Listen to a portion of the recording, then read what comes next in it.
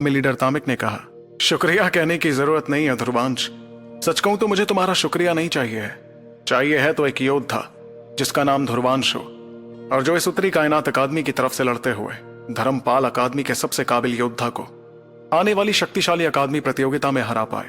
तो बताओ, क्या तुम मुझे वो योद्धा दे सकते हो? यह सुनकर ध्रुवांश ने मुस्कुराते हुए अपनी आवाज में यकीन के साथ जवाब दिया, फिक्र नॉट लीडर तामिक। आने वाली शक्तिशाली अकादमी प्रतियोगिता में अबरार नाम के सपोले को पकड़ने की जिम्मेदारी इस सपेरे ध्रुवांश की। फिर जैसे जैसे रात होती गई वैसे वैसे चांद की रोशनी में पूरी अकादमी शांत लगने लगी।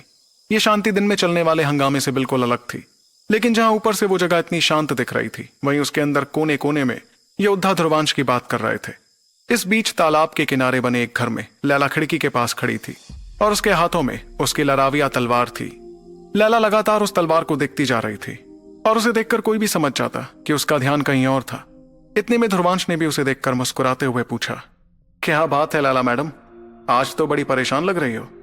इस पर लैला ने भरते हुए आंखों में हल्की मजबूरी के साथ जवाब दिया, ऐसा लगता है कि यह खबर हर तरफ फैलने वाली है कि मैं लराविया दल छोड़कर यहाँ आई हूँ। अगर दादाजी को भी इस बारे में पता चला तो शायद मुझे तुरंत ही वापस अपने घर लौटना पड़ेगा। जाहिर सी बात थी कि लैला ही लराविया दल की अगली लीडर थी। ऐसे में दल की जिम्मेदारी उसके दादाजी के बाद उसके कंधों पर ही आने वाली थी। ऐसे में अगर दल के साथ कुछ भी गलत हुआ तो वो दल पूरी तरह तबाह हो जाता और उसकी जिम्मेदारी सिर्फ लैला की होती। इतने में लैला ने ध्रुवांश की तरफ देख कर आगे कहा, अभी तो जुशार बहुत जख्मी है, लेकिन वो जैसे ही ठीक होगा तो सबसे पहले रक्तांचल दल को मेरे यहाँ होने की खबर पहुंचाएगा। तब मेरे दल को भी इस बात का पता चल जाएगा। इसका मतलब अब मेरे पास ज्यादा वक्त नहीं बचा है ध्रुवांश, तुम्हारे साथ यहाँ रहने के लिए। ये कहते वक्त उसकी आंखों में बेइंतहा नाराजगी दिख रही थी।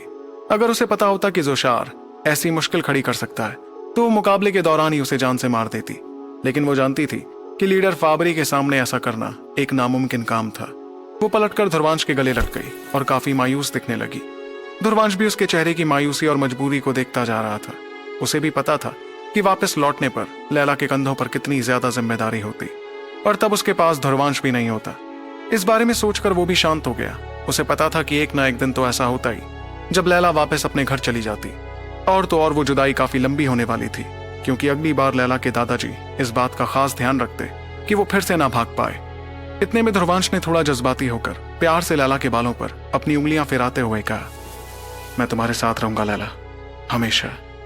उसके बाद रात गुजरने लगी और जब अगली सुबह हुई तो ध्रुवांश लैला के साथ आधे से ज्यादा दिन बिताता रहा।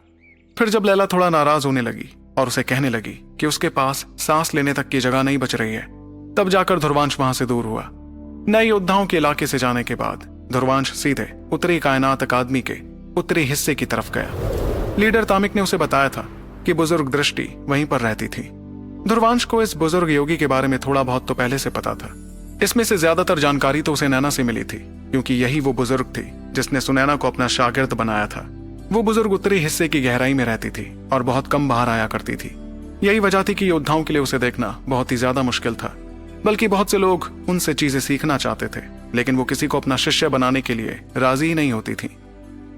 तकरीबन 10 मिनट तक उत्तरी हिस्से में चलते रहने के बाद ध्रुवांश एक पहाड़ी से नीचे उतरने लगा और वहां उसे एक बड़ी ही शांत जगह दिखी। उसने देखा कि वहां लकड़ियों से बनी एक इमारत थी जिसके दरवाजे बंद थे। आसपास देखने पर उसे जब कोई नजर नहीं आया तो ध्रुवांश भरते हुए आगे बढ़ने लगा। इस दौरान उसने अपने पास से वो पर्ची निकाल दी थी जो उसे लीडर तामिक से हासिल हुई थी। उसके बाद उसने दरवाजे के पास पहुंचकर इज्जत भरी आवाज में कहा, बुजुर्ग दृष्टि, नमस्ते। मेरा नाम है ध्रुवांश राजवंशी और मुझे लीडर तामिक ने यहाँ भेजा है ताकि मैं आपसे सीख सकूं। शांत इलाके में उसकी आवाज गूंजती हुई सुनाई दे रही थी, मगर उसकी आवाज के बावजूद दरवाजे पर कोई हलचल नहीं हुई। इसके बाद भी ध्रुवांश बेचैन नहीं हुआ, बल्कि वो तो चुपचाप वहां खड़ा रहा। इस तरह खड़े खड़े उसे आधे घंटे से भी ज्यादा का वक्त बीत गया कि तभी अचानक दरवाजे में थोड़ी हलचल हुई और सुनहरी रोशनी उसके नीचे से बाहर आते हुए सीधे ध्रुवांश के हाथ में रखी पर्ची अपने साथ ले गई। एक पल बाद उस इमारत के बंद दरवाजे धीरे धीरे खुलने लगे। जब ध्रुवांश ने देखा कि इमारत के दरवाजे खुल रहे थे तो उसने चैन की सांस ली। वो समझ गया था कि ऐसा सिर्फ लीडर तामिक की पर्ची की वजह से हुआ था। अगर उसके पास वो पर्ची नहीं होती तो चाहे वो दरवाजे के बाहर सिर पीट पीट कर बुरी तरह जख्मी क्यों ना हो जाता, वो दरवाजा खुलता ही नहीं। इससे उसे समझ आ गया कि बुजुर्ग दृष्टि का स्वभाव कैसा था। फिर धीरे धीरे आगे बढ़ते हुए वो इमारत के अंदर गया, जहां उसे टूटे हुए पत्थरों से बना एक रास्ता दिखा। इतना ही नहीं, बल्कि इमारत में थोड़ा आगे बढ़ने पर उसे दाहिनी तरफ एक तालाब दिखाई दिया।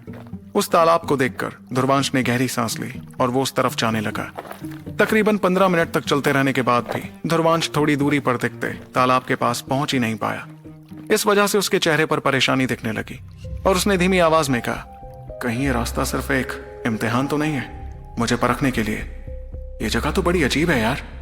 फिर आसपास देखकर ध्रुवांश ने बेइंतहा चेतना शक्तियां निकाली, जिसे उसने हर दिशा में भेजना शुरू कर दिया। मगर एक पल बाद वो सारी चेतना शक्तियां हवा में ही गायब हो गईं। ये देखकर ध्रुवांश ने खुद से कहा, अच्छा तो ये एक चेतना जाल है, लेकिन मुझे कहीं भी किसी भी तरह की चेतनाशील क्यों नहीं दिख रही है? इस बारे में सोचकर ध्रुवांश थोड़ा और आगे बढ़ा, लेकिन उसकी दूरी तालाब से उतनी ही थी जितनी शुरुआत में थी। इस एहसास के चलते वो तुरंत पीछे मुड़ा और उसने देखा कि इमारत का दरवाजा अभी भी उसके ठीक पीछे ही था। इस बात से वो काफी ज्यादा हैरान हो गया। इतनी देर से आगे बढ़ने के बाद भी वो अभी भी उस जगह पर ही अटका हुआ था जहां उसने शुरुआत की थी। इस बारे में सोचते हुए उसने कहा, कमाल है, मैं वहीं आ गया जहां से मैंने चलना शुरू किया था। मैं आगे बढ़ूंगा तो फिर से यहीं आ जाऊंगा, मैं पीछे जाऊंगा तो दरवाजे से बाहर चला जाऊंगा। अरे भाई, अब मैं तीसरा रास्ता कहां से बनाऊं? ये सोचते ही उसके दिमाग में अचानक एक ख्याल आया, जिसके चलते उसने तुरंत अपने आप को पथरीले रास्ते के बगल में कर दिया। उसने देखा कि जैसे उसने पथरीला रास्ता छोड़ा तो दूर दिखते तालाब में एक बहुत धीमी चमक दिखी। ये चमक ना के बराबर थी, मगर ध्रुवांश जैसी पैनी नजर वाले के लिए इतना भी काफी था। फिर उसने चेहरे पर मुस्कुराहट के साथ कहा, अच्छा तो ये बात है, जो रास्ता है वो असल में रास्ता ही नहीं है। इतना कहकर वो दोबारा पथरीले रास्ते पर गया ही नहीं और उसके बगल से आगे बढ़ता गया। वो महसूस कर पा रहा था कि धीरे धीरे उसके आसपास की जगह पूरी तरह धुंधली पड़ने लगी और अगले ही पल उसे ऐसा लगा जैसे वो तालाब के अंदर जा रहा था। उसे अपने पूरे शरीर पर पानी में डूबने का गीला एहसास महसूस होने लगा। मगर हैरानी इस बात की थी कि उसका शरीर भीगा तो था ही नहीं, बल्कि आसपास किसी तरह का पानी भी नहीं था। इसके बावजूद यह एहसास महसूस करते हुए वो आगे बढ़ता रहा और कुछ देर बाद वो सामने की धुंधली जगह को पार कर सीधे तालाब के बगल में पहुंच गया। वहां उसे बांस से बना एक घर नजर आया जिस पर लिखा था, दृष्टि की दुनिया। वो लफ्ज देखते ही ध्रुवांश के चेहरे पर खुशी दिखने लगी और वो समझ गया कि उसने वो इम्तिहान पार कर लिया था। फिर उसकी नजर बांस के घर पर पड़ी और वो धीरे धीरे आगे बढ़ने लगा। उस घर के पास पहुंचते ही ध्रुवांश ने उसका दरवाजा छुआ और वो खुल गया। घर के अंदर उसे एक जवान लड़की बैठी दिखी, जिसे देखकर ध्रुवांश ने मुस्कुराते हुए कहा, शायद ये भी बुजुर्ग दृष्टि की ही कोई शिष्या होगी। इससे पूछता हूं कि बुजुर्ग दृष्टि कहां मिलेंगी। इतना कहकर वो जैसे ही एक कदम आगे आया तो उसके कदमों से हुई आवाज से उस लड़की ने तुरंत अपनी बंद आंखें खोली। उसकी गुस्से से भरी आंखें ध्रुवांश को देख रही थीं, जिसके तुरंत बाद उस लड़की ने अपना हाथ लहराया। उसके ऐसा करते ही अचानक से ध्रुवांश को एक जोरदार झटका लगा और वो सीधे उस घर से बाहर चला गया। इतना ही नहीं, बल्कि उस घर के दरवाजे अब और कसकर बंद हो गए थे। इस झटके से ध्रुवांश हैरान रह गया और इसी हैरानी में कहने लगा, यार मैंने ऐसा क्या कर दिया? बताओ तो, शिष्या इतनी गुरूर वाली है तो बुजुर्ग दृष्टि तो पता नहीं कैसी होंगी। वो इस बारे में सोच ही रहा था कि अचानक उसे पीछे से एक बड़ी जानी पहचानी आवाज सुनाई पड़ी, ध्रुवांश भैया आप और यहाँ? ये सुनकर जैसे ही ध्रुवांश ने पीछे देखा तो उसे सुनैना दिखाई दी, जिसकी आंखों में हैरानी और खुशी मौजूद थी। वहीं उसे देखकर ध्रुवांश ने यहाँ भरते हुए कहा, कैसी हो सुनैना? मैं यहाँ बुजुर्ग दृष्टि को ढूंढता हुआ आया था। दरअसल मुझे उनसे चेतना कलाओं का गुण सीखना है, लेकिन मुझे तो यहाँ कोई दिखाई नहीं सिवाय उस नकचड़ी लड़की के जो इस घर में बैठी है। इस पर सुनैना जैसे एक पल के लिए सोच में पड़ गई और उसने जवाब दिया, कहीं नहीं दिखी? ये कैसे हो सकता है? बुजुर्ग तो अपने घर में ही ट्रेनिंग कर रही होती हैं। यही तो है उनका घर। आपने जिस लड़की को अंदर देखा वो ही दृष्टि दीदी होंगी, क्योंकि यहाँ उनके और मेरे अलावा कोई और तो है ही नहीं। मगर सुनैना की बात सुनते ही जैसे ध्रुवांश के पैरों तले जमीन खिसक गई। इस हड़बड़ी में उसने कहा कि क्या इस घर में जो लड़की है वो बुजुर्ग दृष्टि है? ये कैसे हो सकता है? ये लड़की तो बहुत जवान थी। उसके बाद सुनैना ध्रुवांश का हाथ थामकर हंसते हुए उसे बांस के घर के अंदर ले गई। फिर उसने ध्रुवांश का तारुफ अंदर बैठी लड़की से कराया, जिसके बाद वो खुद उसके बगल में बैठ गई। इस दौरान ध्रुवांश उनके सामने था और उसके चेहरे पर अजीब सी झिझक दिख रही थी। उसने कभी सपने में भी नहीं सोचा था कि जिस अजीब बुजुर्ग दृष्टि के बारे में उसने सोचा था वो असल में एक जवान और खूबसूरत लड़की थी। इतने में ध्रुवांश ने उस जगह की खामोशी तोड़ते हुए झिझक के साथ कहा, नमस्ते बुजुर्ग दृष्टि, मैं हूं ध्रुवांश। माफी चाहूंगा कि मैं बिन बताए यहां घुस आया था और मैंने आपकी ट्रेनिंग में दखल दिया। इस पर उस लड़की ने शांत अंदाज में उससे पूछा, क्या मैं जान सकती हूँ कि तुम यहाँ क्यों आए हो? और उसके सवाल पर ध्रुवांश ने उसे तुरंत जवाब दिया। वो क्या है कि लीडर तामिक ने मुझसे कहा था कि मैं आपके पास आऊं, क्योंकि इस अकादमी में तुम, अब मेरा मतलब आपसे बेहतर योगी और कोई नहीं है। अगर आप मुझे चेतना जाल की ट्रेनिंग दे सके तो मैं आपका आभारी रहूंगा। उसे सामने बैठी जवान लड़की को बुजुर्ग कहने में बड़ी तकलीफ हो रही थी। जाहिर सी बात थी कि ध्रुवांश ने आज तक ऐसे किसी जवान योद्धा को बुजुर्ग बनते नहीं देखा था। लेकिन उसकी बात सुनकर सामने बैठी लड़की ने तो साफ साफ कह दिया, मैं किसी को ट्रेनिंग नहीं देती हूँ। ये सुनकर ध्रुवांश थोड़ा हैरान हुआ और उसने तुरंत बगल में बैठी सुनैना की तरफ देख कर कहा, लेकिन सुनैना तो। और इससे पहले कि वो अपनी बात पूरी करता, सामने बैठी लड़की ने आगे कहा, मेरा मतलब है कि मैं किसी मर्द को ट्रेनिंग नहीं देती हूँ। वैसे भी मुझे इस बात से फर्क नहीं पड़ता कि लीडर तामिक ने तुम्हें यहाँ भेजा है। मैं उत्तरी कायनात अकादमी का हिस्सा नहीं हूँ। अगर मैं यहाँ हूँ तो वो सिर्फ इसलिए कि लीडर तामिक के मुझ पर पुराने एहसान है। इसलिए मैं राजी हुई इस अकादमी के लिए कुछ चेतना जाल तैयार करने के लिए। और क्योंकि मेरा काम पूरा हो गया है इसलिए मैं जब चाहूँ यहाँ से जा सकती हूँ। इसलिए उनका नाम लेकर तो तुम मुझे मनवा नहीं सकते। उस लड़की की बातों ने ध्रुवांश को खामोश कर दिया था। फिर उसने मनी मन कुछ सोचते हुए खुद से कहा, नैना बिल्कुल सही कह रही थी। ये लड़की थोड़ी खिसकी हुई है। ये तो इस अकादमी में रहकर भी लीडर तामिक की बात को इनकार कर रही है। अब मैं क्या कहकर इसे राजी करूं? ध्रुवांश के चेहरे पर इस वक्त थोड़ी मजबूरी दिख रही थी, क्योंकि उसे समझ ही नहीं आ रहा था कि वो क्या करे।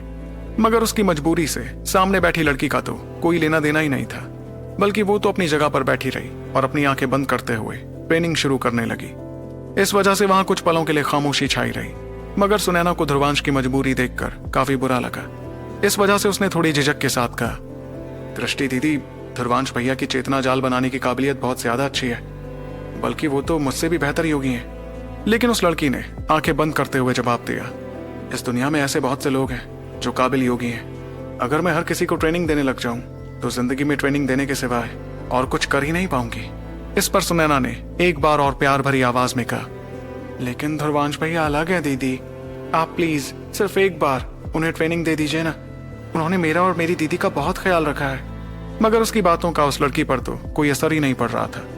इस वजह से सुनैना ने मुंह फुलाते हुए कहा, दृष्टि दीदी, अगर आप ध्रुवांश भैया की मदद नहीं करेंगी तो अब से मैं भी आपके कहने पर ट्रेनिंग नहीं करने वाली। सुनैना की धमकी के बावजूद उस लड़की के अंदाज में कोई फर्क नहीं पड़ा, बल्कि उसने मुस्कुराते हुए कहा, ठीक है तो फिर मैं तुम्हें चेतना जाल के घर में बंद कर दूंगी। बताओ, ऐसा कर दूं? जैसे ही सुनैना ने चेतना जाल का घर सुना तो उसके चेहरे पर घबराहट और डर दिखने लगा, जिसके बाद उसने आगे कुछ ना कहने का फैसला किया। वहीं ध्रुवांश के चेहरे पर मायूसी और मजबूरी दिखने लगी, जिसमें उसे कोई रास्ता समझ ही नहीं आया। तो आखिर कैसे मना पाएगा ध्रुवांश अकादमी में मौजूद सबसे काबिल योगिनी दृष्टि को अपनी मदद करने के लिए? जानने के लिए आपको सुनना होगा सुपर योद्धा, सिर्फ पॉकेट एफएम पर।